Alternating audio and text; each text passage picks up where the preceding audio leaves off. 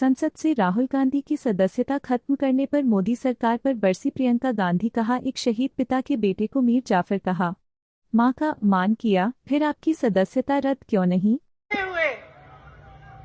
मेरे मन में एक पुरानी बात आई, 32 साल पुरानी बात है।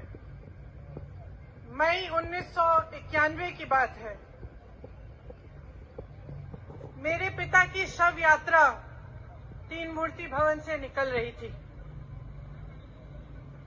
अपनी मां के साथ और अपने भाई के साथ हम एक गाड़ी में बैठे थे। सामने भारतीय सेना की एक ट्रक थी, फूलों से लदी हुई थी। उसके ऊपर मेरे पिताजी का शव था। थोड़ी देर काफिला चला, 5-10 मिनट चला। फिर राहुल कहने लगे, मैं उतरना चाहता हूं। तो मां ने मना किया। उस समय सुरक्षा का भी बहुत वो था, तो मां ने कहा, नहीं, तुम उतर नहीं सकते। राहुल ने जिद की, नहीं, मैं उतरूंगा। मैंने मां से कहा, मां, उतरने दो। राहुल गाड़ी से उतरा। उस सेना की ट्रक के पीछे खड़ा होके चलने लगा और तीन मूर्ति से लेके कड़ी धूप में अपने पिता के जनाजे के पीछे पीछे पैदल चलते चलते चलते चलते यहां पहुंचा। इस जगह से कुछ 400-500 गज दूर यहां पर मेरे शहीद पिता के अंतिम संस्कार मेरे भाई ने किए।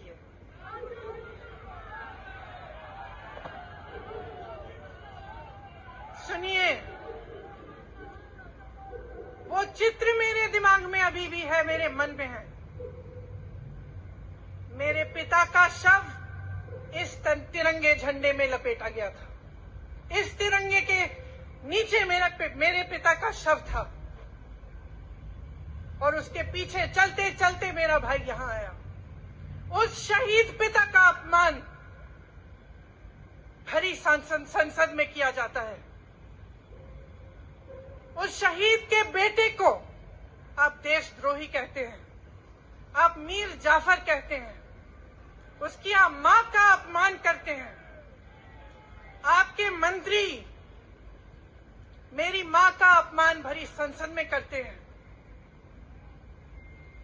आपके एक मुख्यमंत्री कहते हैं कि राहुल गांधी को पता भी नहीं है कि उनका पिता कौन है। आपके प्रधानमंत्री भरी संसद में खड़े होकर कहते हैं कि ये परिवार नेहरू नाम को इस्तेमाल क्यों नहीं करता।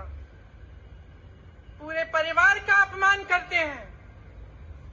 कश्मीरी पंडित समाज के रिवाज करते हैं, जिसके तहत एक बेटा अपने बाप के मरने पर पगड़ी पहनता है, परिवार की परंपरा को आगे बढ़ाता है। लेकिन आप पर कोई मुकदमा नहीं होता, आपको 2 साल की कोई सजा नहीं मिलती, आपको जेल की सजा नहीं मिलती,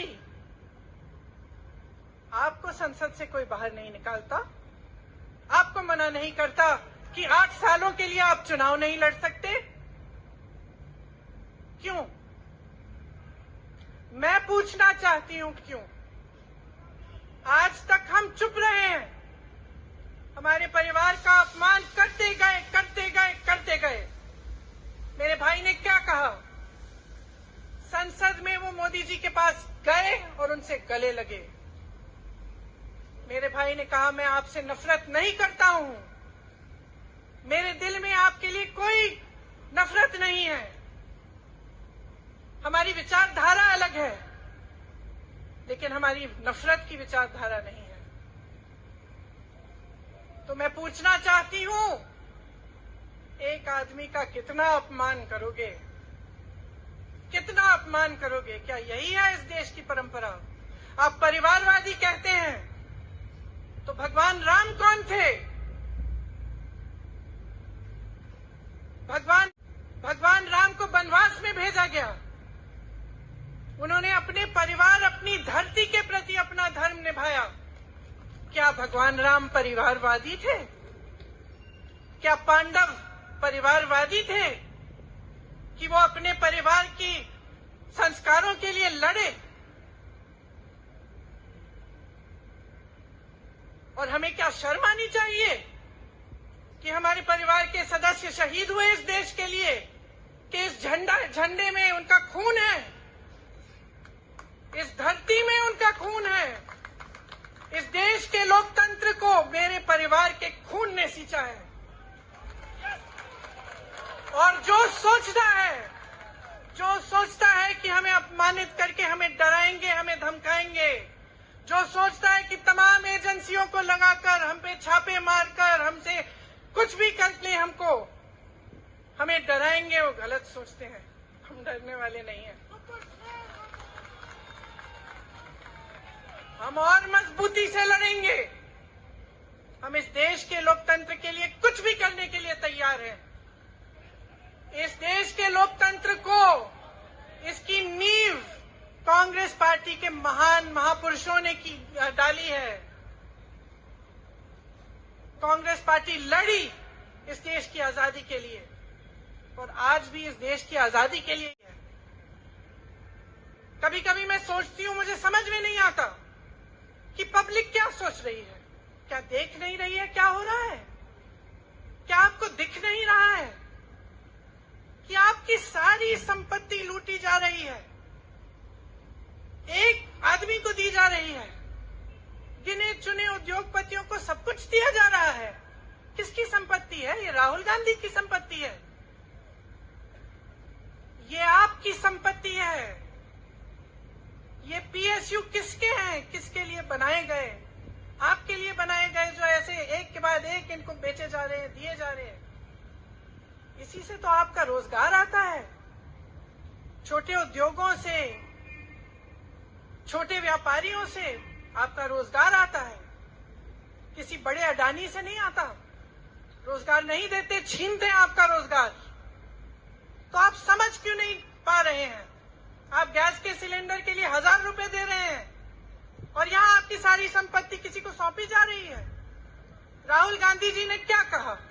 अरे कौन सा इतना बड़ा जुल्म कर लिया कि आपसे 2 सवाल पूछ लिए, जवाब नहीं दे पाए ना, घबरा गए। और जो अहंकारी होते हैं, तानाशाह होते हैं, क्या करते हैं? जब सवालों का जवाब नहीं दे पाते तो पूरी सत्ता को लेकर जनता को दबाने की कोशिश करते हैं। जो सवाल उठाता है उसको दबाने की कोशिश करते हैं।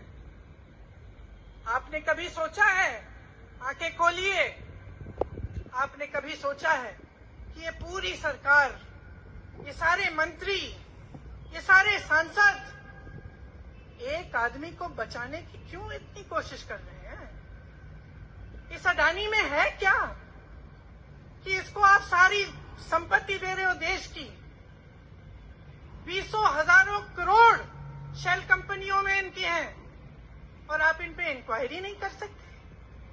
ये अडानी है कौन कि आप सब उनका नाम उठते ही बौखला जाते हैं और उनको बचाने में लग जाते हैं? देखिए, आप इस देश के देशवासी हैं, ये देश आपका है, ये लड़ाई आपकी है। आज तमाम नौजवान बेरोजगार क्यों हैं? हम इश्तेहार तो देख रहे हैं, होर्डिंग देख रहे हैं, मदर ऑफ डेमोक्रेसी लिखा है, कहते हैं कि हमारी अर्थव्यवस्था बहुत तेजी से आगे बढ़ रही है, तो इतने नौजवान बेरोजगार क्यों हैं? तो जहां जहां हम जाते हैं बेरोजगार नौजवान क्यों दिखते हैं? इतनी महंगाई क्यों है? इतनी महंगाई क्यों है? क्या आप इतने बड़े काम कर सकते हो लेकिन एक गैस सिलेंडर का दाम कम नहीं कर सकते? आप छोटे व्यापारियों की मदद नहीं कर सकते? आप रोजगार नहीं बनवा सकते? तो फिर आपकी सरकार किस काम की है? लोगों को दबाने के लिए है या अडानी जी को आगे बढ़ाने के लिए है? तो आज ये समय आ गया है कि हमें गंभीरता से सोचना पड़ेगा।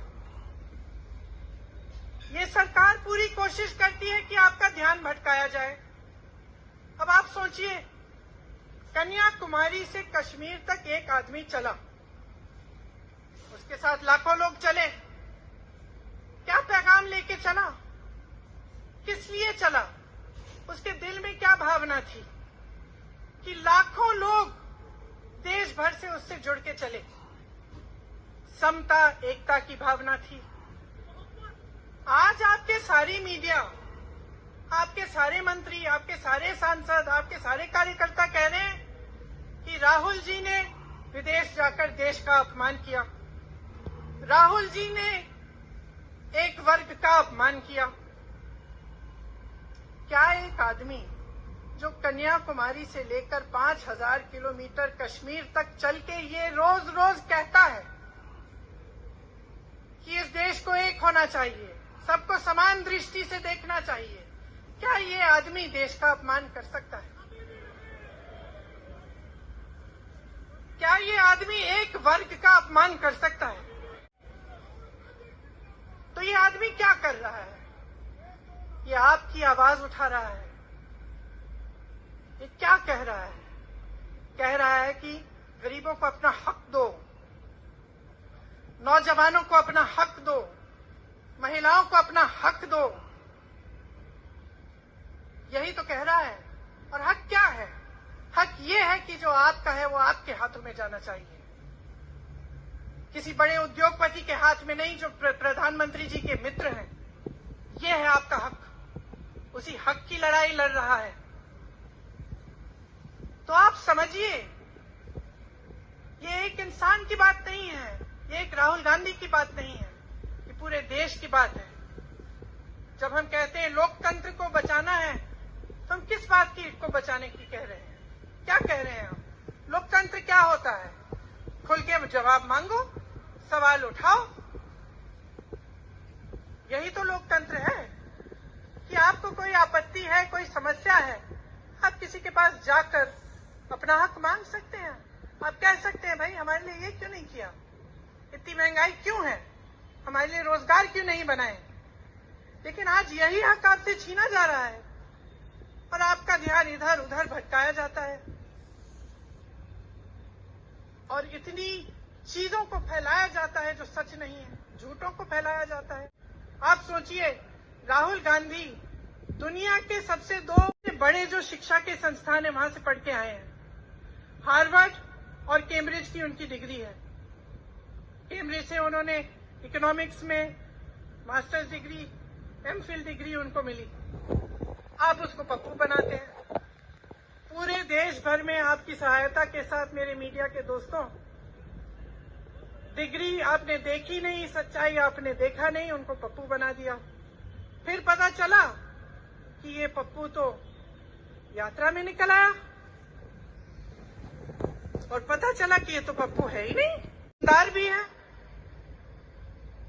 ये सब बातों को समझता भी है, ये जनता के बीच जा रहा है, जनता की समस्याओं को सुन रहा है, तो जनता इसके साथ चली जा रही है। तो घबरा गए कि राहुल गांधी ने संसद में वो सवाल उठाए जिनका उनके पास जवाब नहीं है।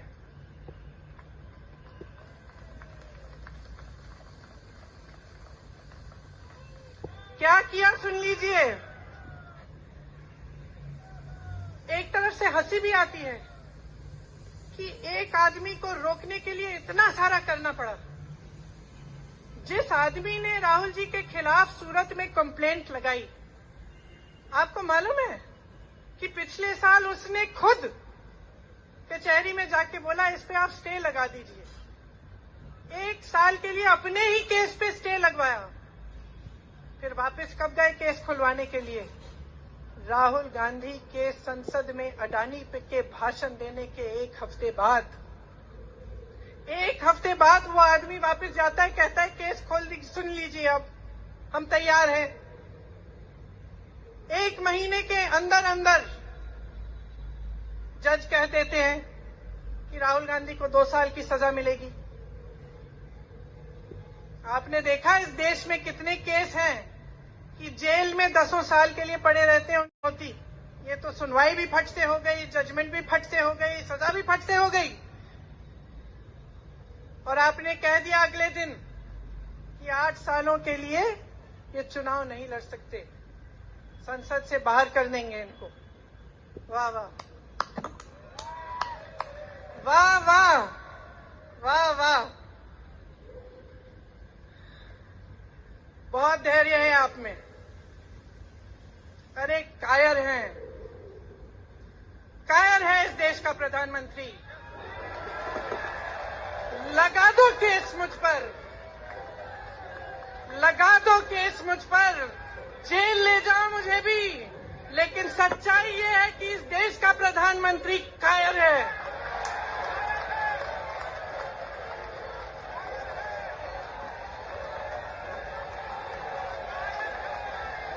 अपनी सत्ता के पीछे छुपा हुआ है, अहंकारी है, और इस देश की बहुत पुरानी परंपरा है, इस देश की बहुत पुरानी परंपरा है, हिंदू धर्म की पुरानी परंपरा है कि अहंकारी राजा को जनता जवाब देती है। और इस देश की बहुत पुरानी परंपरा है कि अहंकारी राजा को ये देश पहचानता है। मेरे परिवार ने मुझे एक चीज सिखाई है कि ये देश दिल से बोलता है और दिल से सुनता है। ये देश सच्चाई को पहचानता है, और मैं जानती हूं कि आज वो दिन है जब से सारा कुछ बदलने लगेगा।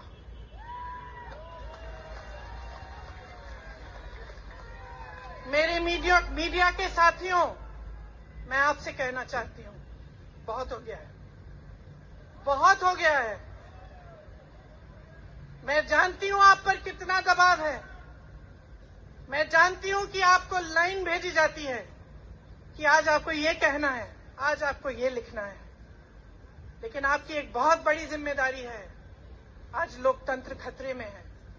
अगर सरकार सवाल उठाने वाले को 8 सालों के लिए संसद से निकाल सकती है, अगर कह सकती है कि तुम्हें चुनाव लड़ने की ही इजाजत नहीं है, तो बहुत गड़बड़ है, बहुत गलत हो रहा है, और ये लोकतंत्र के लिए ठीक नहीं है, ये इस देश के लिए ठीक नहीं है। जब आप पत्रकार बने, शुरू में जब आप काम के लिए आए, तो आपके दिल में भी ये होगी बात कि देश के लिए मैं सच बोलूंगा, मैं सच्चाई बोलूंगी। आज आप बोल नहीं पा रहे हैं, हिम्मत करिए, खड़े हो जाइए आप भी।